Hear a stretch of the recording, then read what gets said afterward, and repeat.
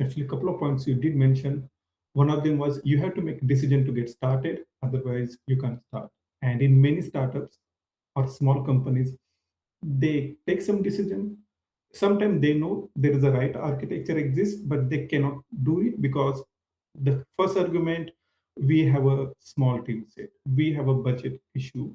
As soon as we hit this milestone of funding, we will do this one. As soon as our team size reaches 10, we will move from microservice to monolith or monolith to microservice.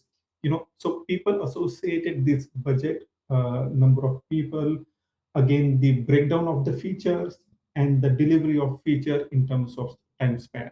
you know do you see, is it, there are some kind of thumb rule going across the market, like if it is a small team, don't go for microservice because it takes time.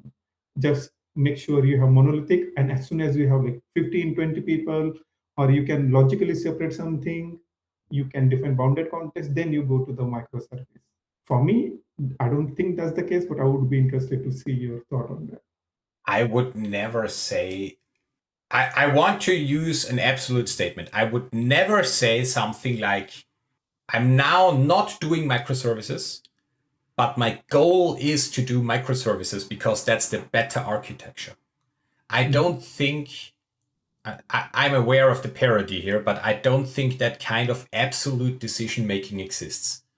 That's why I really am absolutely against following that. Whether you use a microservice or a monolith or something else entirely, I don't think there is a correct and always true technical decision that you can take, especially at the very beginning, because you just don't know things, right? If that would work, we could all go back to waterfall and make our plan, follow the plan, and it would all work out in the end. That's like saying, why aren't we just doing it correctly the first time? Because it turned out for decades and decades and decades, that's not how it works. Yeah. I think following an architectural pattern or an idea for the sake of following it, we shouldn't do that.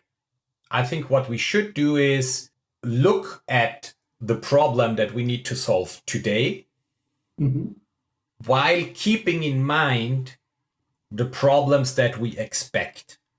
What I mean by that is, if I know that choosing, what would be a good example, right? There's a ton of databases out there that you can use. Yeah. One of them is SQLite. I know very few people that are saying, oh, my problem today is I need a SQL database. And the easiest choice is SQLite because that's built into almost everything. I don't need a server. It's embedded. That'll be good enough. Most people are not choosing that because they already keep in mind that there might be more than a single user in my product.